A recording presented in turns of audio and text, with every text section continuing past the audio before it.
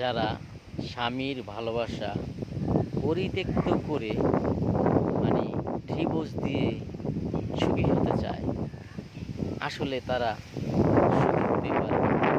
তাদের পরিস্থিতি কী হয় জানেন? দেখেন আমাদের গ্রাম অঞ্চলে কুকুর একটা বাড়িকে মানে চাটলে অথবা মাটি থেকে চাটলে ওইটা আর গৃহস্থ লোক ব্যবহার করে না, হয়তো ভেঙে ফেলে, আর না হলে 7 বার ধুলাই করে ব্যবহার করে। কারণ কি জানেননি? পুকুরে চাটা জিনিস দ্বিতীয়বার ব্যবহার করা হয় না। আর ডিভোর্সি নারী এই পর্যায়ে আছে, একবার বিয়ে হলে কোনো ভালো লোক বিয়ে করতে চায় না।